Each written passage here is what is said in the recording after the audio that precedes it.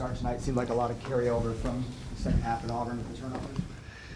The start of the game, definitely. You know, again, and that's all we've talked about all year, really. That's all, and we just continue to talk about it. And it's pretty much the same guys that continue to do it. And you know, early in the game, we're an inside-out team, and we put the ball in there and give them credit for knocking the ball loose some, which they shouldn't do. We're doing what we need to do, but we fought back and in the first half, and they stretched it back out. But we told our guys at halftime we're going to be fine.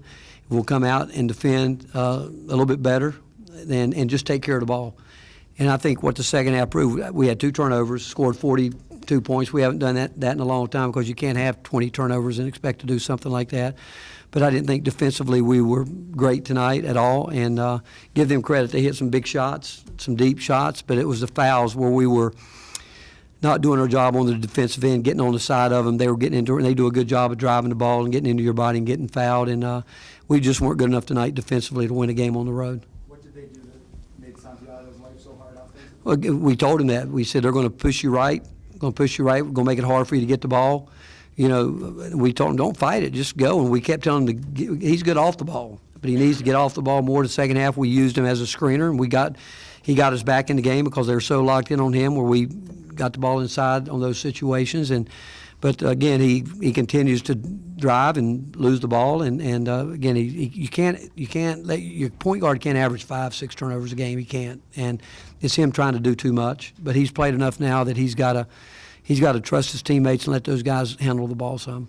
Rick, what? Played one shot at your house, scored 9 points, 37 tonight, and then Isaiah Joe back in the lineup you guys are facing. Talk about those two, please, and their impact in this game. Oh, they were the difference when you think about it. You know, Mason Jones was terrific. You know, you got to give him. We had no answer for him. You know, he did it inside. He got to the free throw line, which I respect that as much as anything. And he was feeling it, obviously, and he got going with it. And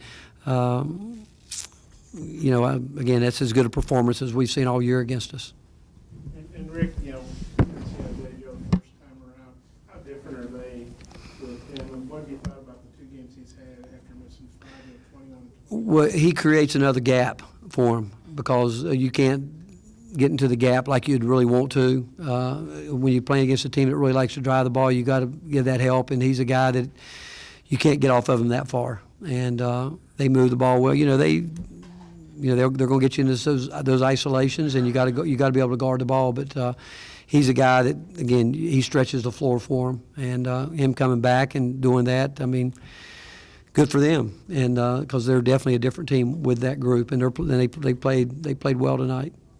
I'm surprised it was number 24 Henderson in their start early. Well, we thought why they start him. No. Just how it was kind of a surprise to you all since you hadn't played much. And Again, I think Eric's a terrific coach, man, and he knows we're going to go inside. And I think that they had a couple blocks, but that was Folky I mean, you get one block, that's fine, but he's got more to his game than just to turn and think he's going to casually put the ball up like that. That's what you're talking about, his defense. And I thought they were, again, we wanted the ball inside.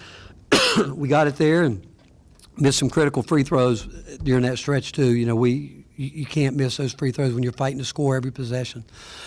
Yeah, Rick, I think you guys cut it from 16 down to 2, 45, 43, and then I think Jones had a 3-point play, and Sills and Joe hit threes, and they got some cushion again. Well, what kind of happened during that stretch? Well, you know, we got called for a flop foul. We got a guy that got knocked backwards, and it's that you're at a disadvantage when there's no call and a guy's laying on the floor and there's 5 against 4.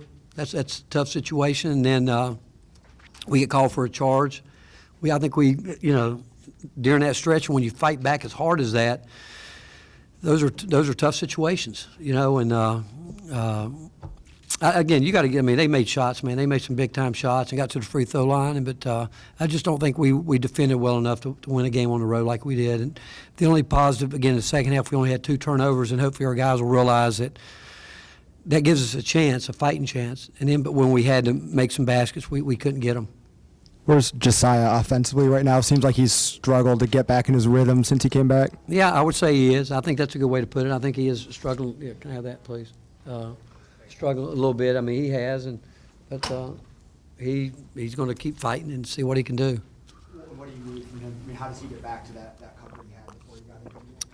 Playing in practice, I don't think there's any question about that he's got to, we need him to. You know, and right now this time of year, I'm not sure it's going to get done in practice as much as I think it's a mindset right now where he's got to learn mentally about the game as much as anything and realize because we need him. Did he score tonight? I don't think he scored tonight, did he? And, I mean, here's a guy that you got to have some starters. Your starters got to give you some points, all of them. And so we need him to do that too as well, as much as anything. Drew Pember, He had a concussion. Are you expecting him back soon or out for a while? He's under that concussion protocol, so it's up to our medical staff. All right, thank you, guys.